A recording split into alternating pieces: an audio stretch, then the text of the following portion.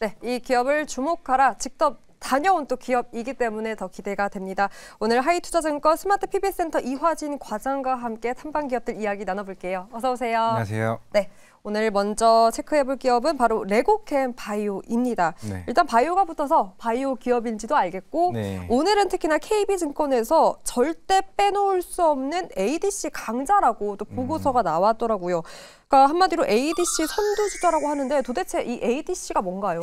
우리가 흔히 ADC라고 하게 되면은 이게 흔히 항체와 이게 결합물이라고 얘기를 하는데 우리 접합물이라고 하는 게 항체가 이제 단백질이면은 네. 그게 페이로드가 세포 독성 약물이 있습니다. 이게 링크가 있고 링크가 있다는 거는 이거를 접목시키기 위해서 역할을 하는 역할. 이게 이제 굉장히 중요한 흐름인데 결국에는 기존에 있던 뭐 머크사에서 하는 키트루다나 이런 병력요법에 같이 네. 접목을 시켰을 때 ADC의 역할이 좀 굉장히 중요한데 레오캠 바이오가 한 2019년부터 이제 본격적으로 이 ADC 시장이 계속 조금 영역이 넓혀져 왔었고 매년마다 라이센스 아웃을 했습니다. 물론 올해는 안 했지만은 이게 2019년, 20년, 21년 그리고 22년 작년 말에 거의 12월쯤에 한번 라이센스 아웃이 있었기 때문에 이 회사는 아마 매출의 100%가 기술 이전으로 한다라고 말씀을 하시긴 하셨습니다. 오, 그렇군요. 기술 이전. 그러니까 조금 갖고 있는 기술에 대해서 쉽게 풀어보자면 결국은 표적 항암 치료라고 네, 할 수 있겠네요. 사실상 이러한 시장에 대한 확대 기대감도 갖고 있는데 때문에 빅파마와 계약 가능성 이야기도 나오고 있고 무엇보다 제약바이오 기업들이 모두 주목되고 기대감을 갖고 있는 큰 이벤트가 있죠. 이 JP모건 헬스케어 컨퍼런스가 있는데 이러한 모멘텀 충분히 받고 있습니까? 지금 우리나라 대표적인 바이오 플랫폼 회사가 ABL 바이오가 있고 알테오전이 있고 레오캠 바이오가 있습니다. ABL 바이오가 작년 1월쯤에 JP모건에서 기술 이전 1조 2,500억에 대한 기술 이전을 했었고 알테오전도 지금 머크사와 이제 독점 계약 이슈가 지금 진행되고 있는 만큼 레오캠 바이오도 지금 시장에서 계속 얘기가 나오고 있는 게 매년마다 기술 이전을 했는데 올해는 아직 안 나왔네. 그래서 크리스마스냐, 전후냐, 아니면 JP모건이냐 얘기를 하고 있는데 이것도 물론 아예 단단히 얘기했습니다. 의미 없다.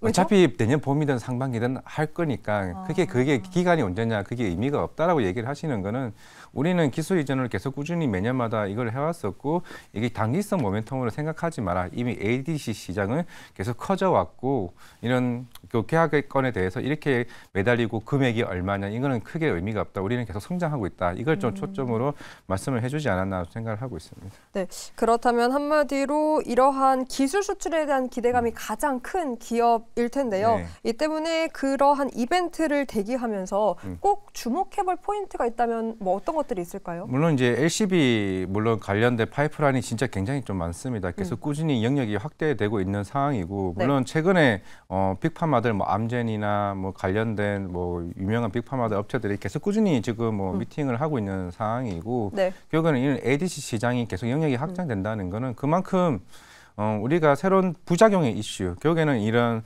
페이로드 자체가 워낙 부작용 이슈가 있는 상황에서 그거를 해결하기 위한 역할로 지금 계속 꾸준히 링커에 대한 기술이 굉장히 중요하고 있는 상황이기 때문에 일단 그만큼 레고캠 바이오가 우리나라에서 아니라 전 세계적으로 굉장히 중요한 역할을 하고 있는 회사라는 점은 좀 굉장히 중요한 흐름이었기 때문에 아마 대부분 증권사 리포트에 레고캠 바이오가 나오면은 그 제목에 그 한마디가 꼭 있습니다. ADC의 강자라고. 맞아요. 그게 결국에는 시장에서는 향후에 좀 더 많은 파이프라인을 가져갈 수 있는 종목이 되지 않을까라고 생각을 하고 있습니다. 네, 그 기술 수출로 우리나라의 좀 K 위상을 좀 높이 알렸으면 좋겠습니다. 그런데 제가 또 이 내용을 보고 좀 놀랐어요. 사뭇 레고캠 바이오. 여기서 이 레고가 상표권 분쟁에 따라 사명 변경을 고려 중이라고 하더라고요. 일단 이 사명 변경에 대해서 뭐 기업에 관해 리스크가 따로 있습니까?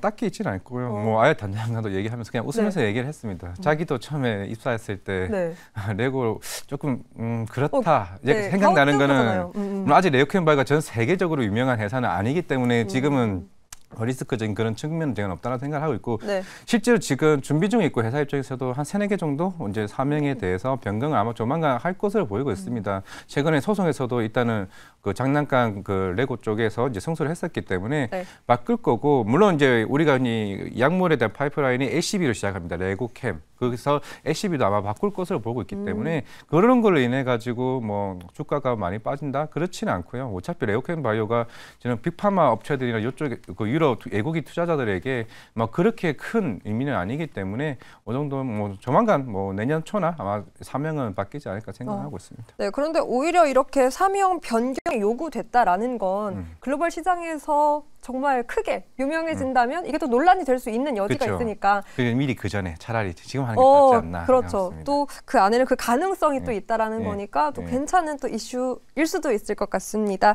그렇다면 레고캠 바이오에 대한 가격 전략은 또 어떻게 저희가 짜볼 수 있을까요? 물론 그 담당자님도 1차 목표가 이런 거 의미 없다. 항상 중장기적으로 우리는 계속 성장할 거다라고 얘기를 하고는 있지만은 일단 네. 제가 생각하는 6만 원 목표가 6만 원 좀 제시하도록 하겠고요. 만약 내년 봄 안에는 아무래도 한 번쯤은 기술 이전은 나올 가능성이 있습니다. 그럼 단기적으로 오늘 주가는 뭐 최근에 또 오르긴 했지만은 그만큼 우리나라 바이오 플랫폼 업체들이 지금 하나 둘씩 지금 좋은 흐름을 가고 있습니다. ABL 바이오, 알테오젠, 이제 레고캠 바이오 같이 이 세 개 종목이 빅3 정도가 아마 내년 상반기에는 좀 긍정적인 영향으로 주가는 조금 올라가지 않을까 해서 6만 원 목표가 제시하도록 하겠고 손절가는 글쎄요. 일단은 나오고 나면은 사실 이벤트 소멸에 대한 이슈가 항상 있기 때문에 손절가도 충분히 제시를 하도록 하겠습니다. 42,000원 제시하겠습니다. 네, 그 계약은 어쨌든 반드시 나오는데 시기의 문제이다. 이를 감안해서 조금 여유 있는 호흡으로 목표가 제시가 되었고요.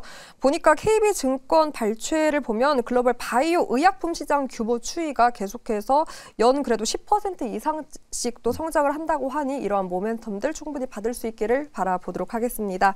자, 그럼 넘어가서 제약바이오와 함께 어제 또 사실상 뜨거웠습니다. 신재생 기업이 어제 뜨거웠는데 오늘은 일단 소폭 하락세를 보이고 있어요. 그중 CS 윈드.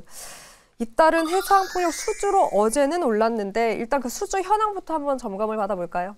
네, 대략 한 1,100만 달러 우리 쪽으로 한 뭐 1조 이상 뭐 수주 잔고가 계속 꾸준히 일단은 뭐 쌓이고 있고요. 네. 뭐 어제 상승 같은 경우는 뭐 일단 그저께 유신투자증권에서 이제 코퍼레이트 데이를 실시를 했습니다. 네. 하면서 아마 거기서 좀 기관들의 반응이 좀 굉장히 좀 좋았지 않았나라고 생각을 하고 있고 결국에는 이런 풍력 관련 이슈들은 워낙 이제 투자 비용들이 많이 들어가다 보니까 결국에는 금리에 대한 영향을 좀 미칠 수밖에 없습니다. 워낙 내년에는 금리 인하 기조에 대한 부분이 뭐 상반기냐 하반기냐 계속 얘기가 나오고는 있지만은 결국에는 지금 아까 제약바이오도 마찬가지고 이제 풍력도 그에 대한 영향을 많이 미치기 때문에 내년부터는 이런 성장 이제 모멘텀이 훨씬 더 그만큼 이자 비용 축에 대한 부분이 줄어들 수밖에 없는 상황이다 보니까 풍력은 내년에 뭐 대만이나 아니면은 특히 유럽 쪽에 대한 수주가 계속 꾸준하게 좀 나오고 있기 때문에 뭐 올해지만은 내년에 더 기대되는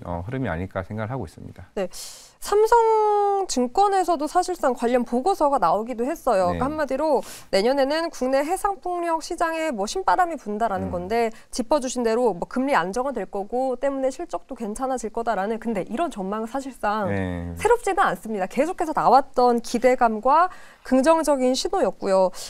사실 우리나라에서는 이런 풍력 시장이 클 수 없다라는 보수적인 의견들이 많은데 그렇다면 CS 윈드처럼 이런 해상 풍력 시장을 조금 이렇게 타파하려는 어떤 투자 포인트에서 우리는 해안을 찾을 수 있을까요? 지금 분위기가 이제 최근에 이제 블라트 회사를 인수를 했습니다. 네. 이게 하부 구조물을 만드는 회사인데 이거는 CS 윈드가 인수하고 싶어서 인수한 게 아니라 이탈 고객사인 오스테드 회사가 요청을 했습니다. 이것 좀 인수해줘. 그러면 이제 이 회사의 베스타스랑 지이나 이제 지멘스와 같은 고객사들 입장에서는 네. 당연히 이거 하부 구조물을 같이 있는 시너지를 효과를 할 수 있는 영역에서 그냥 한 번에 너네가 이거를 설치를 해주고 해상 풍력적으로 지원을 해주는 쪽으로 가는 방향으로 가지 않을까 생각을 하고 있기 때문에 아마 내년에 실적의 대부분이 이제 블라트에 대한 이제 그 지분 구조에 따라서 이제 실적이 조금 반영되는 부분이 있습니다.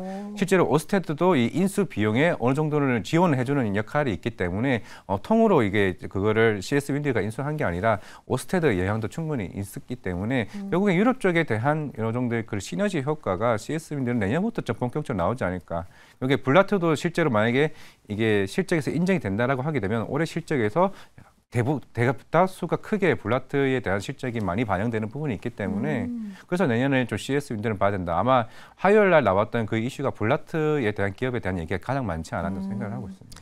네, 좋습니다. 왜냐하면 신재생 기업들이 사실 차트가 비슷할 거예요. 네. 뭐 시장의 주도에서 소외되면서 차트가 더 누웠던 것도 있고 이러한 시장에서 과연 우리가 실적으로 기대할 수 있는 부분이 있나 했을 때 노후에 대한 대답이 더 많았거든요. 그런데 반대로 오히려 그러한 바닥 기대감이 어제 좀 형성이 되었고 또 우리가 너무 내수 시장에 국한되어 있었는데 네. 짚어주신 대로 유럽 시장 오히려 네. 해외 쪽으로 수출에 대한 기대감으로 내년에 좀 반등이 나와주기를 바라보겠습니다. 그렇다면 내년 호실적 어느 정도까지 전망치가 나와 있나요? 일단 시장에서는 한 70% 아니면 80%대까지 내년 성장을 일단 보고 있고 이제 그 중에서도 보조금, AMPC 보조금도 조금 많이 반영이 됩니다.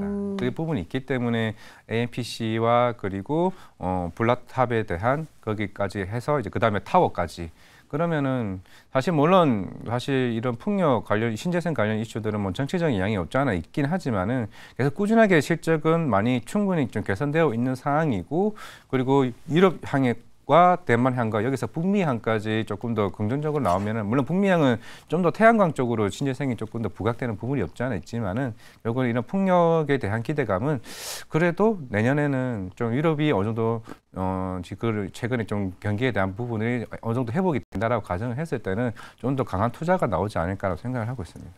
그럼 이러한 실적 기대를 반영해서 적정한 가격 전략은 어떻게 세울 수 있을까요? 일단은 지금 물론 삼성증권에서도 아까 아마 목표가를 한 96,000원 아마 제시를 했을 네, 겁니다. 굉장히 그 전 고점이 89,000원 가격대인데 충분히 96,000원대도 재무적인 개선 부분도 크게 좀 충분히 나올 수 있다라 좀 생각을 하고 있기 때문에 뭐 96,000원 제시하도록 하겠고 손절가는 한 45,000원 제시하도록 하겠습니다. 네, CS 윈드 전반적인 신재생 에너지 관련 기업들의 기대감까지 짚어봤습니다. 그렇다면 세 번째 기업 다시 또 제약바이오로 돌아왔네요. 큐라클. 먼저 어떤 기업인지 소개부터 들어볼까요?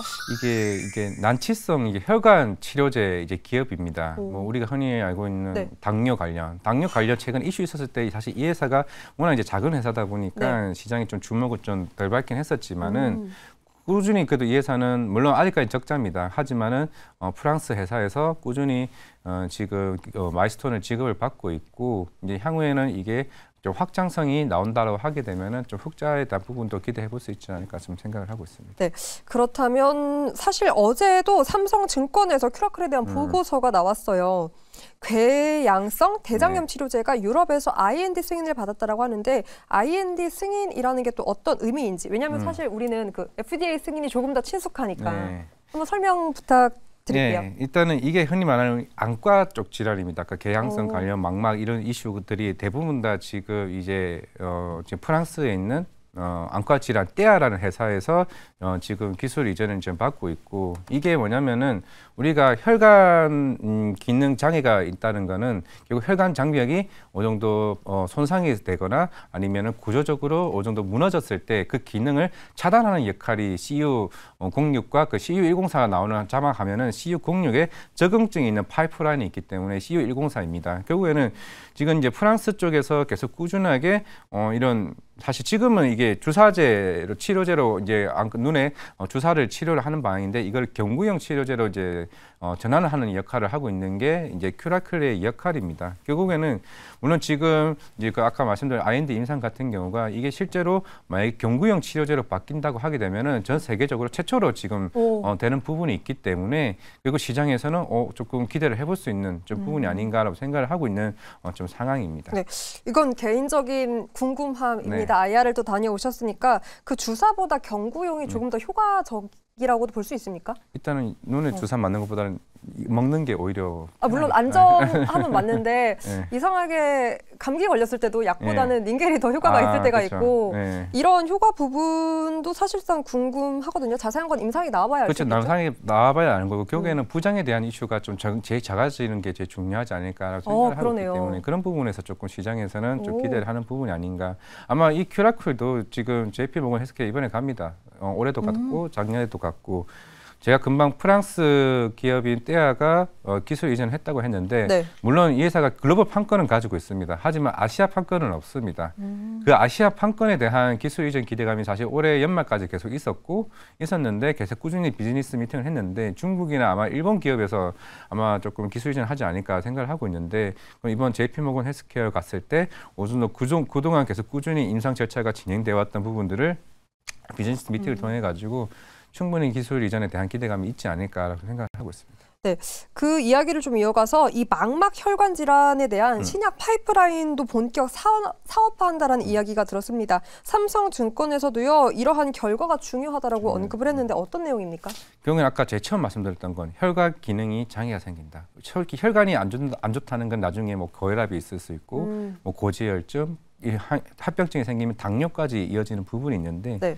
결국에는 이걸 기능 당뇨병성 황반 부종 그리고 이거를 효과가 있는 상황에서 지금 시장에서는 기대를 하고 있는데 결국에는 이게 아까 말씀드린 게 결국에는 경구형 치료제로 세계 최초로 인정을 받게 되면은 그에 대한 파이프라인 자체가 대부분이 지금 물론 CU06만 지금 마이스톤이 들어오고 있습니다. 나머지는 아예 안 들어오고 있는 상황이고 임상이 그냥 1상 정도 진행되는 단계, 2상 정도 이 정도 단계이기 때문에 네. 여기 이게 하나 둘씩 성공이 치러지고 경구형 치료제 된다라고 하게 되면은 여기에 대한 이제 파이프라인도 향후에 조금 더 가능성이 크지 않을까 생각을 하고 있는데 지금은 일단은 그때 부대표님을 직접 뵀었던 것 같은데 그때 부대표님도 하는 말은 지금 당장은 CU06에 지금 집중할 수밖에 없다. 일단 아시아 판권을 기술 이전을 해야 좀 더 우리가 한 단계 더 나아갈 수 있다라고 말씀을 하셨습니다. 네, 그 임상으로 세계 최초 경구용 치료제에 대한 기대감 한번 받을 수 있을지 큐라클에 대한 흐름도 지켜보도록 하겠습니다. 세 가지 기업 살펴봤고요. 오늘 하이투자증권 스마트 PP센터 이화진 과장과 함께 봤습니다. 오늘 말씀 고맙습니다. 감사합니다.